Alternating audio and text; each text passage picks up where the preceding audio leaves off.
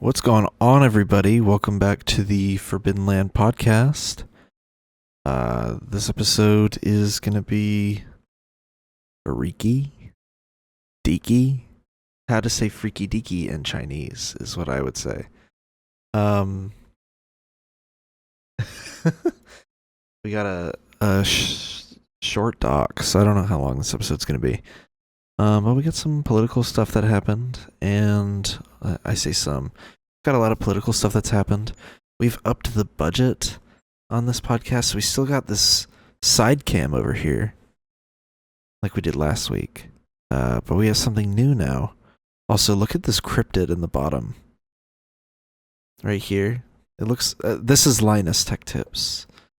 Not only do we have that, we have another camera that faces me now. So we got 3 cameras. How crazy is that?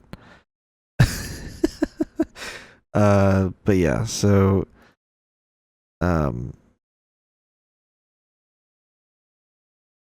anyways, sorry, let me not get distracted. So the big news of the week are the tariffs. I mean, I don't really even know what to say about the tariffs. The tariffs are just such a bad idea that, like, I don't know. I don't even know what to say. So he put tariffs on Canada, and I think Mexico as well, and he's put a pause on automobile manufacturers related tariffs. I don't know how. Like, I just don't know how this is going to go. They've already projected that the price of groceries is going to go up significantly. I think the example I saw was like a $3 avocado. Don't know why they used an avocado.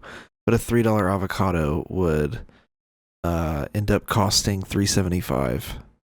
So, you can scale that. The cost of housing is going to skyrocket, because wood is going to be more expensive. So, if he puts tariffs on the EU, like he says he will, then, there'll be a tariff from Canada and from the EU on lumber. And so, yeah, I just don't see how this is helpful. I really don't. I don't see how this helps us.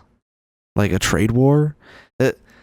The problem with this trade war idea is that, also look at how much, like, better this kind of looks. I like this angle. The trade war idea with tariffs doesn't work because we have no manufacturing power in this country. Typically, when you do tariffs, you're supposed to beef up your country's manufacturing power, and then you're supposed to implement the tariffs. Because when you do that, that means you have more American-made domestic goods on the shelves, and people will buy those because they're cheaper than the foreign goods. Well, if all American manufacturing right now relies on foreign imports and foreign manufacturing to assist in the American manufacturing, well, then everything's going to go up in price. I saw a meme where it was... Why is this thing squeaking so much? Anyway, I saw a meme that was like, oh, glorious leader Trump causing a recession to fix our economy. I don't understand the point of all of this. And me and my coworker have been talking about this a lot because his partner lives in Canada. And they're obviously suffering from this to some extent, that their jobs might pack up and move to the US, which completely kills literally our neighbors. I mean, like, what's the point of this? So yeah, I don't get the point of this. I think this will just obliterate. I think this will just obliterate our economy and our global standing. Oh my god, I never... You know what I didn't write into the doc? You know what I never wrote down into the doc? Oh my goodness. Fuck tariffs. Imagine you start off a podcast and you started off talking about trade import taxes. Oh my gosh. Give me this video. The big news from the day, from the week, is the absolutely embarrassing display of immaturity from the president. This guy can post so much. It's where Donald Trump decided he was gonna haul off and yell at President Zelensky of Ukraine. Where's this clip? I want to get into more of the... Shut up, Noodle. Zelensky. I can't believe I forgot about this.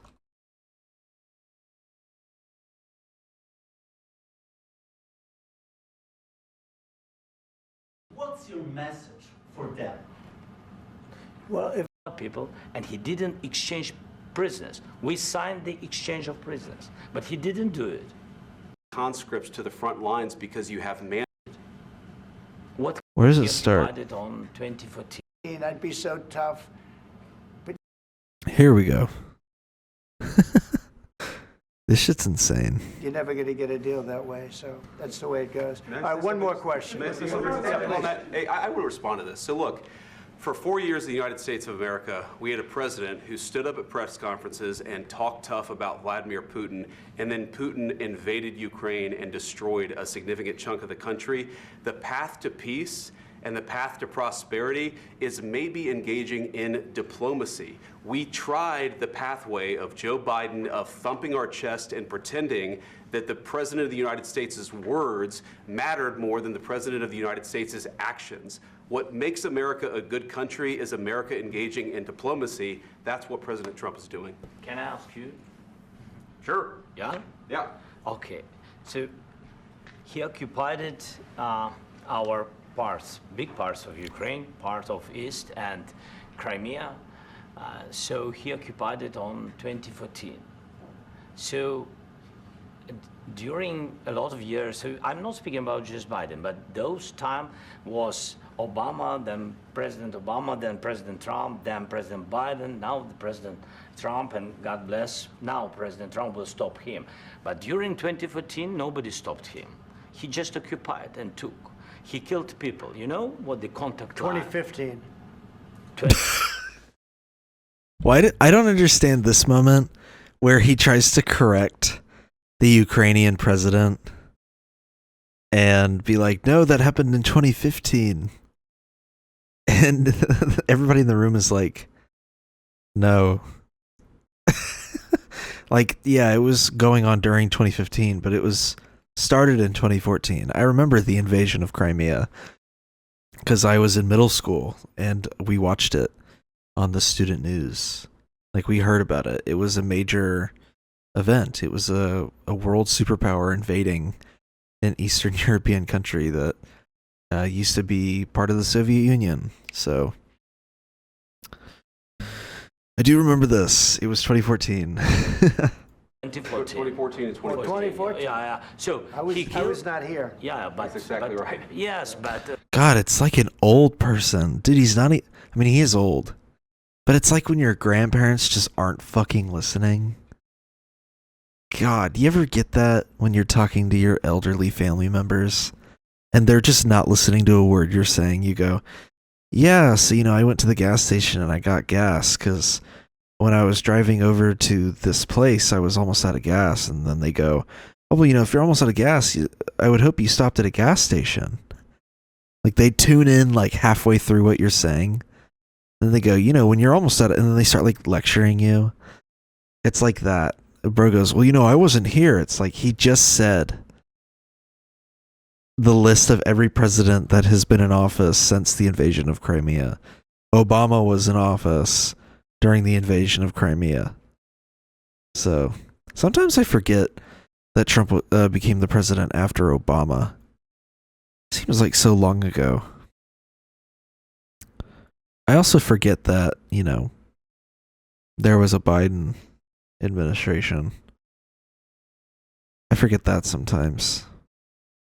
But I can't believe that administration went by so fast.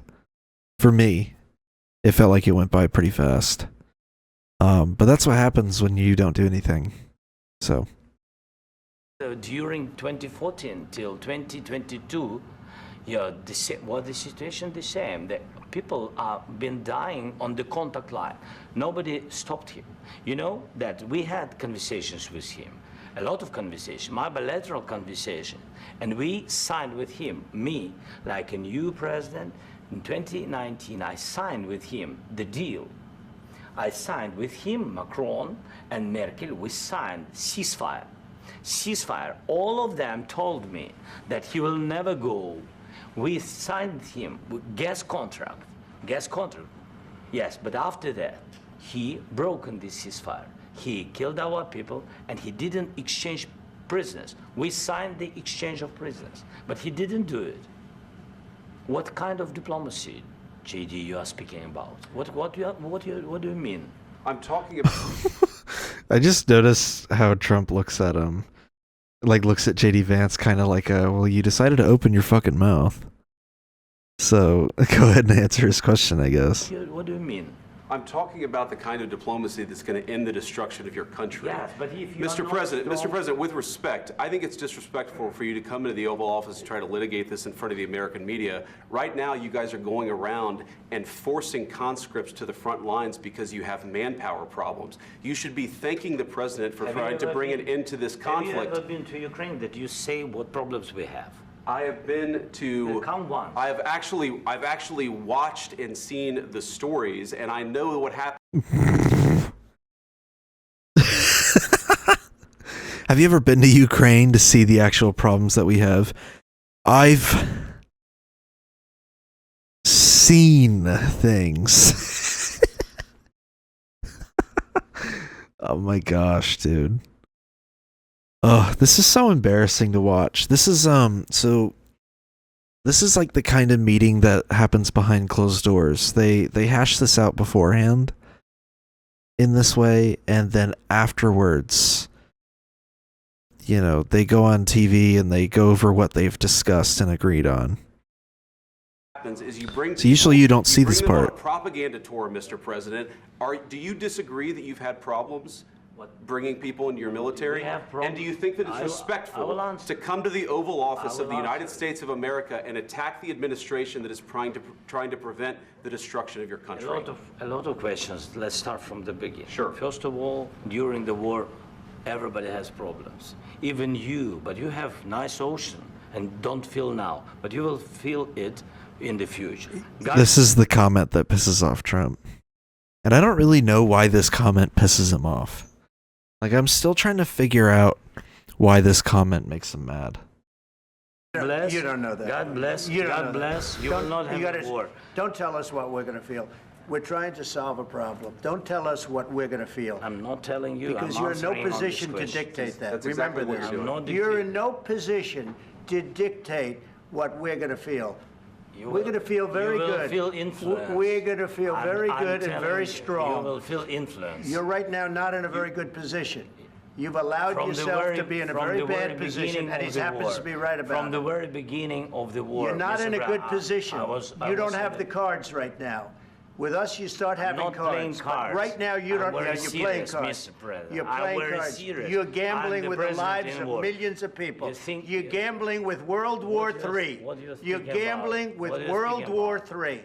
And You- what you're doing is very disrespectful to the country, this country. That's with back all to you. respect to your Far country. more than a lot of people said very they respect. should have. Have you said thank you once this A lot entire of meeting? times. No, in this. Even- Ew, ew, ew, ew, ew.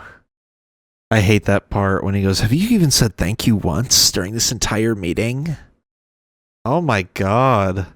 That's what I mean by usually these are the conversations behind closed doors. These are the conversations that they have, like, where you're supposed to kiss the ring. behind closed doors, and him being like, "Have you even said thank you once during this whole meeting?" Ew, dude, I hate this. I hate it.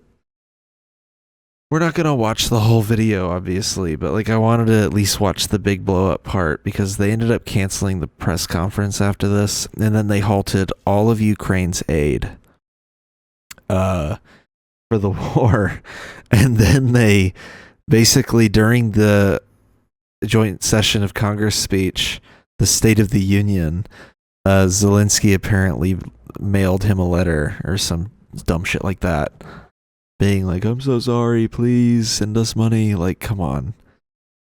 Why are you bending the knee? I guess when your country's at war, you're supposed to kiss ass.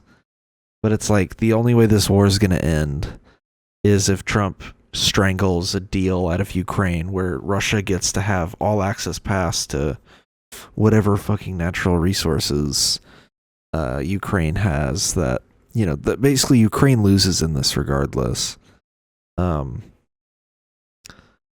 But yeah. Entire meeting, have you said thank you? You went to Pennsylvania and campaigned for the opposition in October. Offer some words of appreciation for the United States of America and the president who's trying to save your country. Please, you think that if you will speak very loudly about the war, you He's can... not speaking loudly. He's not speaking loudly. Your country is in big trouble. Can I Wait a answer? minute. No, you've done a lot of talking. Your country is in big trouble. I know. You're not winning. You're not winning this. You have a damn good chance of coming out okay because of us. Mr. President, we are staying in our country, staying strong from the very beginning of the war. We've been alone, and we are thankful. I said thanks you haven't in been this alone. cabinet, You and haven't not been only alone. in this cabinet. We gave you, through I this said thank stupid you. president, $350 billion. You voted we gave for you your military president. equipment, You and your voted men for are your brave, president. but they had to use our military. Yes. What about West If people? you didn't have You our invited military me- equipment, You invited if me you to didn't speak. have our military equipment, this war would have been over in 2 weeks. In 3 days, I heard it from Putin. In 3 days, this is something Maybe new. less. In 2 weeks, of course, yes. It's going to be a very hard thing to do business like this. I Again, tell you you. just say thank you. I said a lot of accept times that thank there, you accept to that, American people. accept that there are disagreements, and let's go. Quick observation. First of all, what the fuck are these shoes? Second of all, so Trump is always notorious for wearing these long ass ties. I know this has nothing to do with political analysis. I just want to talk about this. Trump is notorious for wearing these long ass ties that look ridiculous, and it's a thing that liberal comedians make fun of to a cringy, exhausting extent, where they're like, "Look at me," and they wear a tie that like goes down to the floor, or you know, a tie that drags behind them, you know, whatever. But like, I've accepted this at this point. Trump is just gonna wear an obnoxiously large tie. Is JD Vance wearing the same tie? I mean, they're wearing the same outfit. Also, what the fuck is going on here? But also, like, is this the same tie? Sorry, I just need to point that out. It's just a very strange detail there. Litigate those disagreements rather than trying to fight it out in the American media when you're wrong. We know that you're wrong. But you see, I think it's good for the American people to see what's going on. I understand, sir. I think it's very important. That's why I kept this going so long. You have to be thankful. You don't have the I'm cards. thankful. You're buried there. Your people are dying. tell you You're again, running low I on know. soldiers. Listen, Don't please, you're running Mr. low on President. soldiers. It would be a damn good thing. Mr. And President. then you tell us, I don't want a ceasefire. I don't want a ceasefire. I want to go, and I wanted this. Look, if you could get a ceasefire right now, I tell you, you take it so the bullets stop flying and your men stop getting killed. Of course, we want to stop the war. But you're saying you don't want a ceasefire. But I said to you, I want a ceasefire. with guarantees. Because you'll get a ceasefire faster than an agreement. Ask our people about ceasefire, what they think. That wasn't doesn't with matter me. for you what- That what wasn't this with me. means. It That was wasn't with with you. a guy named Biden, who was not a smart person. this That is- was. So, before this begins,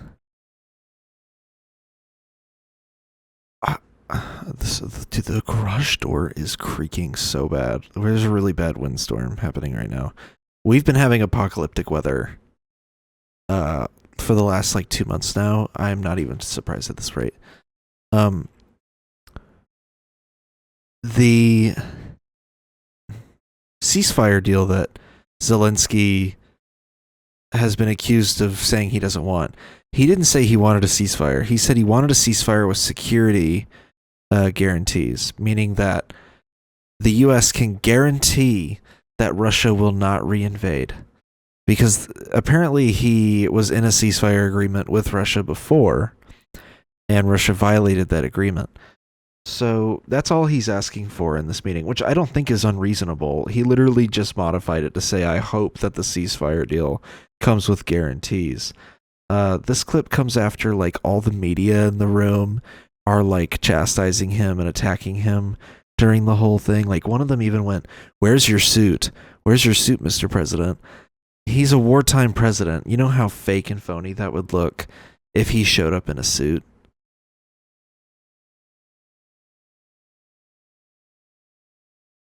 Oh my gosh, that's some crazy wind. But yeah, you know how fake and phony that would look if he was in a suit?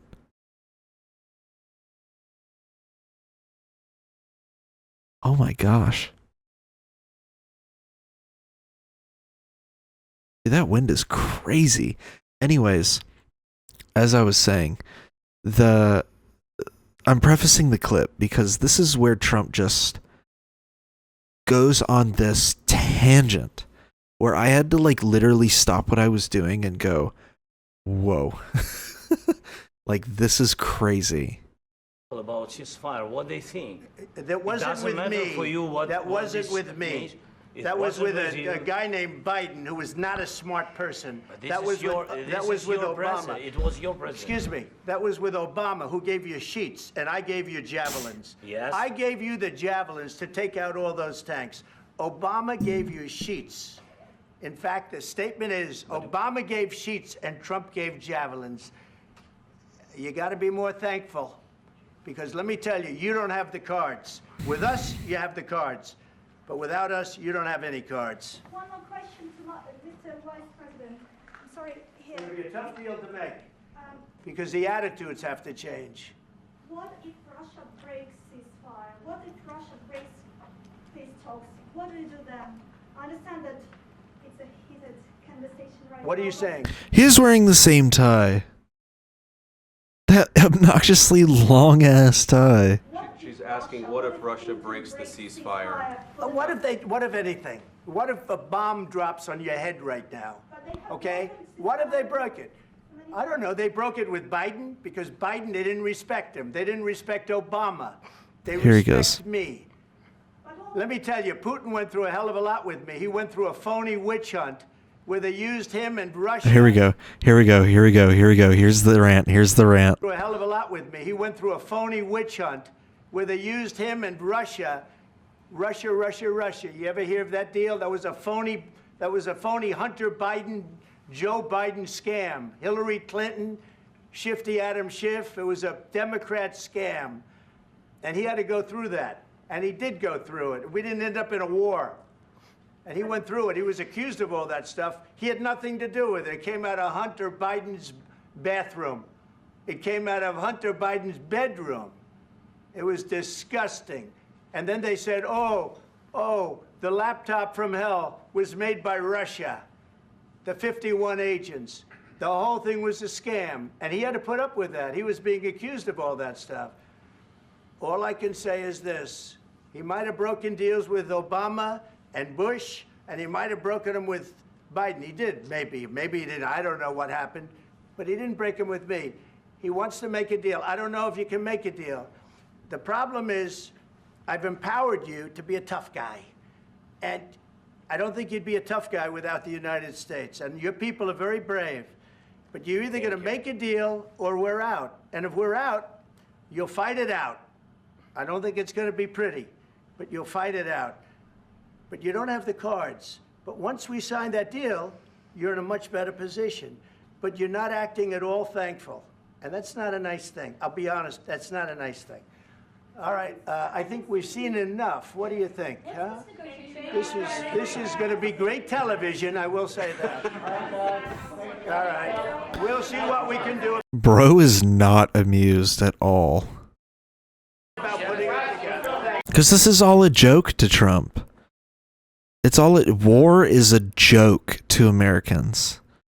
War to Americans is dollar signs. That's what war spells out for Americans. They see money here, money there. They go, oh, this is going to cost us a lot of money. That's the first thing that Americans think when they think about war. You know what that Ukrainian president thinks when he thinks about war?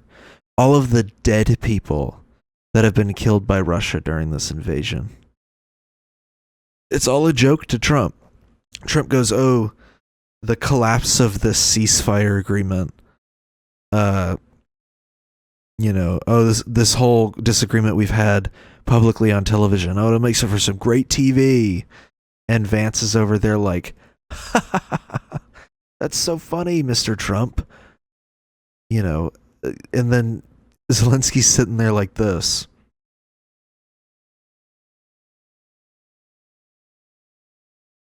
It's like, yeah, it's not funny. It's not funny to the guy who's had to watch his people get slaughtered for the last, 3 years now? It's been over 3 years now since the Ukrainian invasion by Russia. I mean, I don't know. People think that leftists want Russia to... Let me give a little bit of some internal thought from me.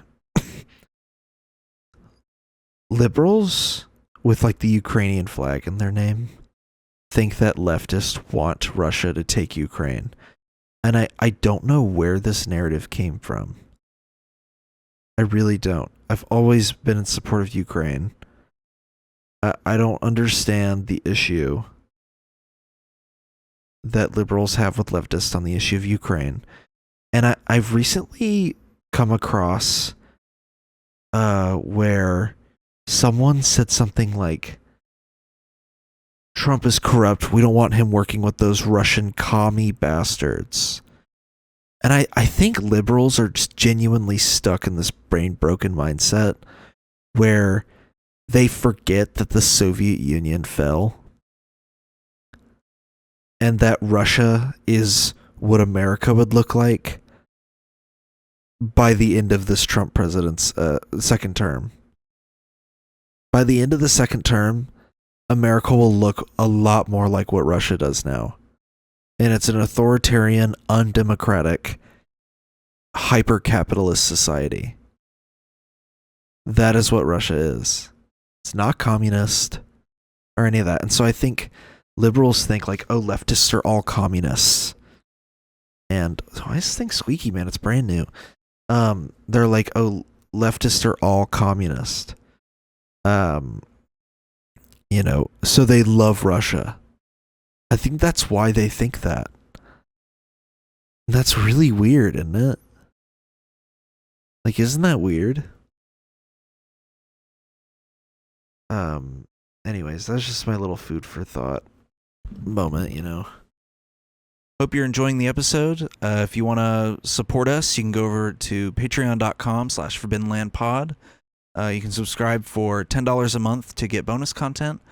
Or you can subscribe for $1 or $3 a month if you just want to support us. There's also higher tiers if you want to support us even more, even harder. But you don't have to.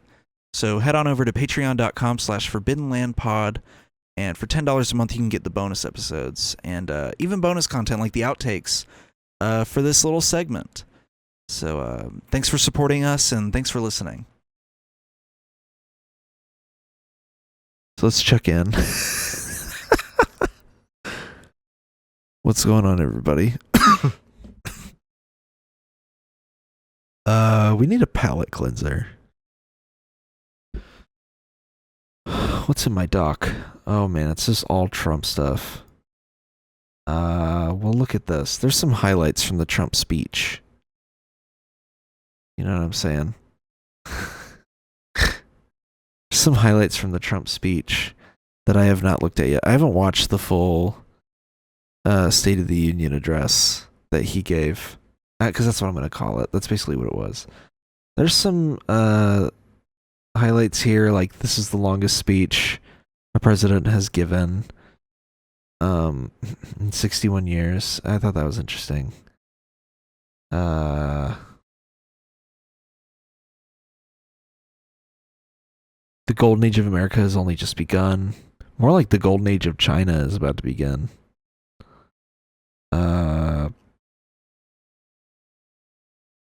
One of the highlights was the Democrat being escorted from the chamber, which was interesting. Apparently several left. A few of them were holding signs of protest. The theme of the president's One Democrat was apparently holding up a sign that said, "This isn't normal." Wow, nice protesting, guys. What is this? Who is this? Oh, nice. A Paramount ad. Oh, my favorite. This is the Democratic response to Trump's address to the joint session. I have not seen this. This goes to show you that the old ways of like, oh, we're giving the Tea Party response to the President Obama's address. You know, this old style of doing this, young people just don't see it. So I promise to be a lot shorter than what you just watched. I won't take it personally if you've never heard of me. I'm the new senator from the great state of Michigan, where I grew up. I've been in public service my entire She's new? Oh shit. Okay. life because I happened to be in New York Democrats. City on 9/11 when the Twin Towers came down. Before the smoke cleared, I knew I wanted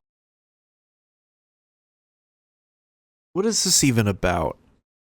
Hold on. I lost track of what we're even doing here. entire life because I happened to be in New York City on 9/11 when the Twin Towers came down. Before the smoke cleared, I knew I wanted to make a life in national security. I was recruited by the CIA and did 3 tours in Iraq alongside the military.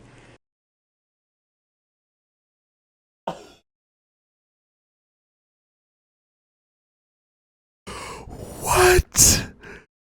What? This is who the Dems chose? CIA Alyssa Slotkin? What? Are you serious? They went, we're gonna pick the CIA military woman? Oh my god. 3 tours in Iraq? The war in Iraq? The least popular of the 2 wars that we fought in the Middle East after 9/11. Arguably the most, like, looked down upon invasion we did in the last 30 years. Oh my goodness. What a pick. What the fuck are we doing? What are the Democrats doing? Oh my god. You could have get rid of the Chiron everything. You could have said, this is the Republican rhino response to the Trump address. I'd believe you. I've never seen her before. I don't know anything about her. This is crazy. You could have told me and I would have been like, yeah, I would believe it. This is a Republican. Oh my god. Do run her on the next ballot. President J.D. Vance, here we come. Good lord. Good lord. In between, I worked at the White House under President Bush and President Obama. Oh. 2 very different leaders who both believed that America is exceptional. Oh my god. Glazing Bush in the Democratic response. Oh, we're so cooked. You can find that same sense of patriotism here in Wyandotte, Michigan, where I'm speaking from tonight. Sure. It's a working class town just south of Detroit. President Trump and I both won here in November. Don't remind me. It might not seem like it, but plenty of places like this still exist across the United States. Places where people believe that if you work hard and play by the rules, you should do well and your kids should do better. Oh, God. I have to remind myself I'm not like everybody else in this country. That, indeed, there are people that genuinely still think the American dream is alive and well. If you play by the rules, oh my God. It reminds me of how I grew up. My dad was a lifelong Republican, my mom a lifelong Democrat. Oh, it doesn't get any more centrist than this. Oh Lord, the DNC is still trying to spin the "we're centrist Republicans, you can vote for us, please. We're centrist." Oh my God, I thought the DNC dropped this. I like the new responses we're getting. Fuck this shit. I like the that representative that called Marjorie Taylor Greene a bad butch built body. Her saying "go fuck yourself" in response to that reporter, loved that. The DNC chairman saying "go to hell" in response to Trump. I loved all of this. All of these responses were great. I don't like this. This is bad. This is really bad. I don't like the whole like patriotism angle. They should have learned with John Kerry that doesn't work, which is crazy that I'm saying that because that was 20 years ago. Also crazy that 20 years after John Kerry tried and failed the patriotism angle, they then tried that again with Harris, and it also didn't work because people don't like that shit. But it was never a big deal because we had shared values that were bigger than any one party. We just went through another fraught election season. Yeah, shared values, like Democrats being like, hey, maybe our healthcare should be free, and Republicans being like, we should kill every Muslim in the entire Western world. Yeah, shared values like that. Americans made it clear that prices are too high and that the government needs to be more responsive to their needs. America wants change, but there's a responsible way to make change and a reckless way. And we can make that change without forgetting who we are as a country and as a democracy. So that's what I'm going to lay out tonight. Because whether you're from Wyandotte or Wichita, most Americans share three core beliefs: that the middle class is the engine of our country, that strong national security protects us from harm, and that our democracy, no matter how messy, is unparalleled and worth fighting for. What is this obsession with bringing up national security? I haven't heard jack shit about anything national security related lately. Like, why is she bringing that up? Is it just because she's the CIA plant in the Democratic Party? And that's why she did 3 tours in Iraq, according to what she just said. Is that why she keeps bringing up national security? What part of Trump's speech? I didn't watch it, so I don't know. I'm being genuine. What part of his speech had anything to do with national security? That's not the thing that people are worried about. People are worried about their grocery prices skyrocketing and them not having secure employment and like not being able to afford food. Like, that's the things that people are worried about. Economics, like, how am I going to put dinner on the table for my family or just afford to eat that night? Healthcare is a big one that people care about in this country statistically. Women's reproductive healthcare rights. People care about these things far more than they give a shit about foreign policy. You know, but Biden talked about NATO and all that crap, all that foreign policy garbage, and people did not care. It did not resonate with voters. It was like 3% of what voters cared about. And guess what? It didn't win them the election because Kamala Harris took the NATO line, kept pushing the NATO crap after the DNC, and guess what? She didn't win. So clearly nobody really cared that much about NATO, which is what they talked the most about. Let's start with the economy. Thank you. Let's start with the economy. Literally invented the middle class. The Lord. revolutionary idea that you could work at an auto plant and afford the car you were building. That's the American dream. And in order to expand and protect the middle class, we have to do a few basic things. We need to bring down the price of things we spend the most money on: groceries, housing, healthcare.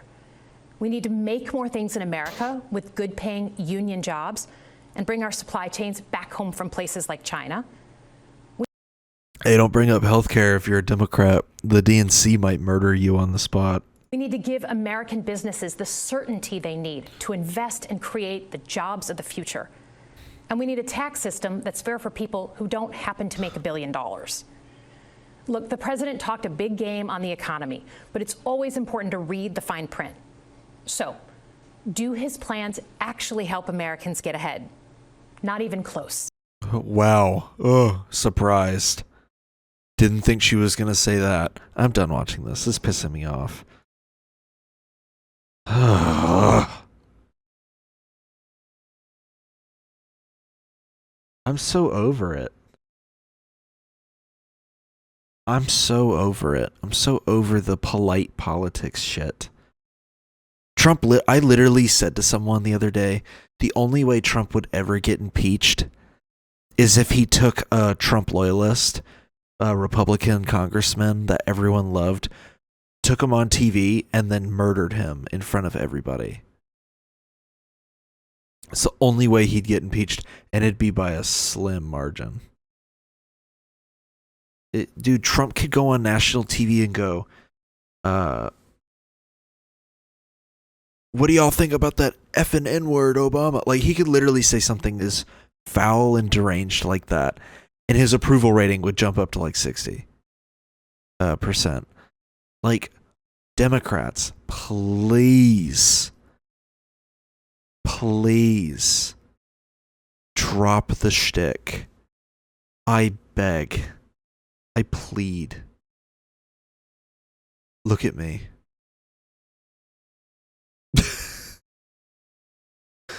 I beg and plead. Please.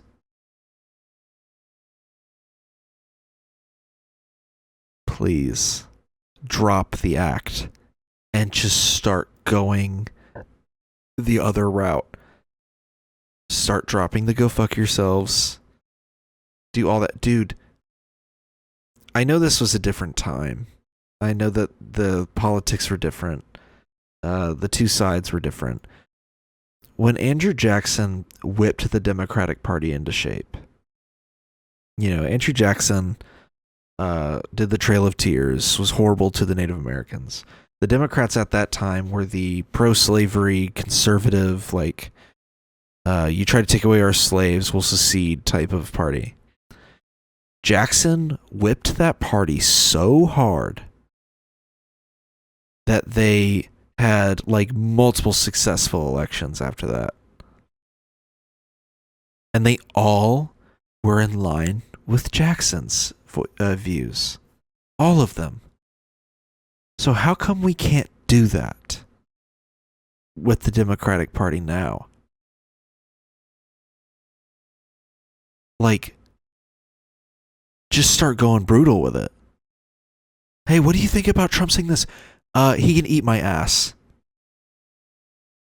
Because obviously it's not how that fucking works. Like, just starts going off. And get everyone in line. If another Joe Manchin shows up, gone. I know y'all have your methods. Out of the party.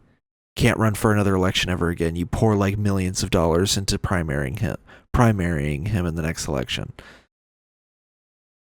I don't know. Why am I giving out free advice to the Democratic National Convention or Committee? Why am I giving out free advice to one of the two major political parties in this country? Ugh. Ridiculous. We need a multi-party system in this country.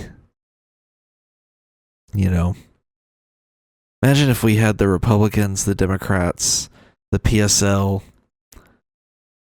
I don't know, some other party, like the Green Party, I don't know, some shit like that, and then the Libertarians, and we just had all of them in Congress, like a parliament-style system.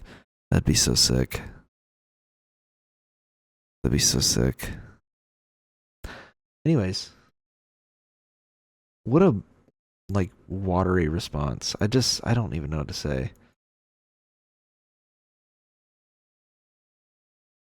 What is this? Did I not even link the clip of Amy Coney Barrett doing this? I didn't. Wow, absolute idiot alert over here. Like,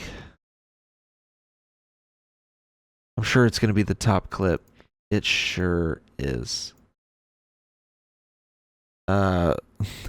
Amy Coney Barrett, the one that Trump nominated and confirmed within the last 2 weeks, or within 2 weeks following his loss in 2020. This is her reaction to him walking up and shaking hands with all the justices.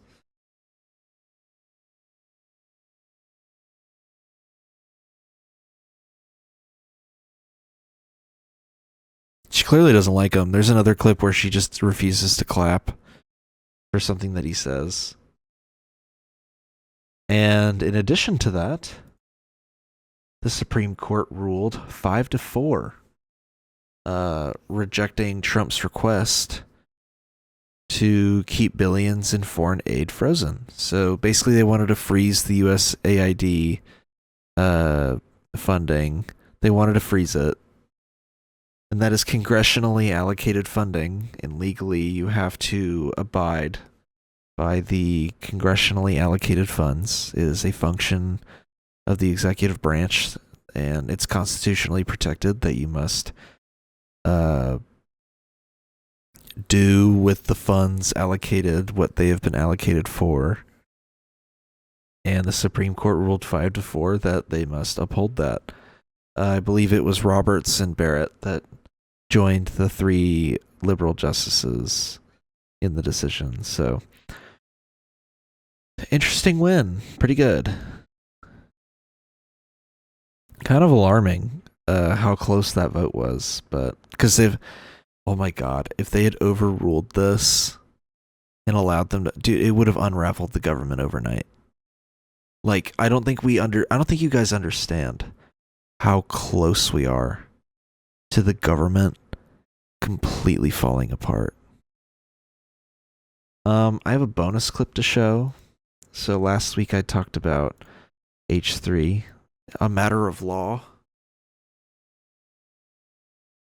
And I have a cringe 30-second clip. I would like you to see this 30-second clip that is pretty much unwatchable. And I say it's unwatchable. People will be like, oh, is Tix this? Is Tix that? I have tics. You hear them sometimes on the podcast. This shit, if this is a tick, it's insane. And it means he's literally going off the deep end. Usually, so I have Tourette's. Usually when I'm ticking a lot, it's a good indicator that I am stressed or anxious. Or that my heart rate is beating too much, like I'm too amped on something. Also, what a shame that they have this cool live cam of LA and it's being wasted on this dog shit show. Like, look at that. That's so cool. The background's different every day because it's a live shot of LA. Anyway, here you go. Try to endure this 30-second clip. About to say is merely an experimental suggestion, act of protest. It is by no means an endorsement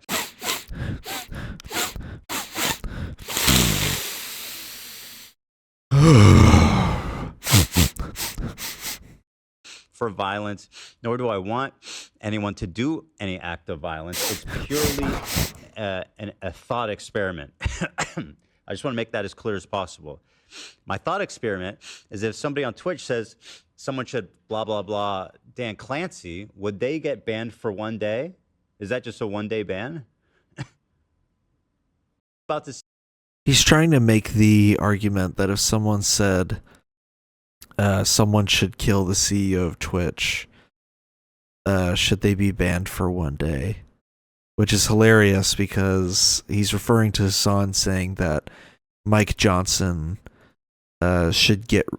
He said, "quote Mike Johnson, if he cared about Medicaid or Medicare fraud as much as he says he does, then he should kill Rick Scott." That's what Hassan said, and obviously he's being hyperbolic, meaning that like they should lock up Rick Scott, for Medicare fraud if they really care about it. And he got a 1-day ban for it. It's whatever.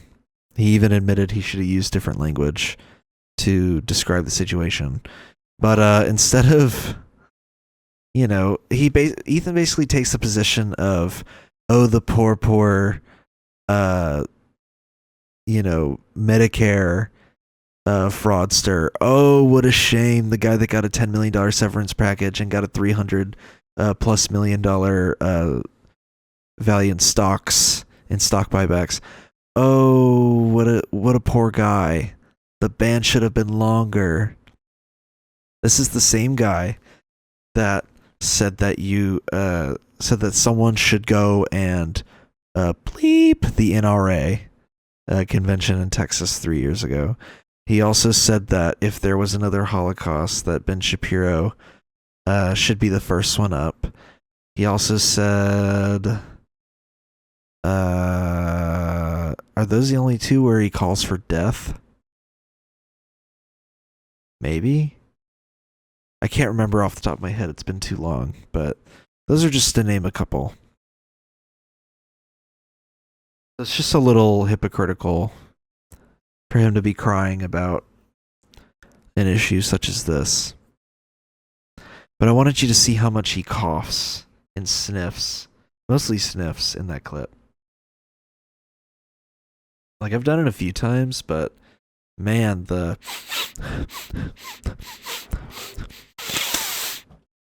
crazy.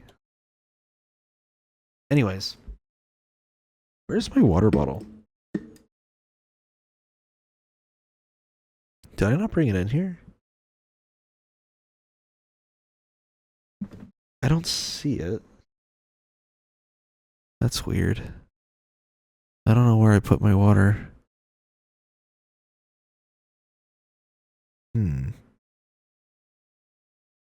I know I brought it in. Right? Well, I'm a little parched. I was going to talk about I'm watching Dexter for the first time.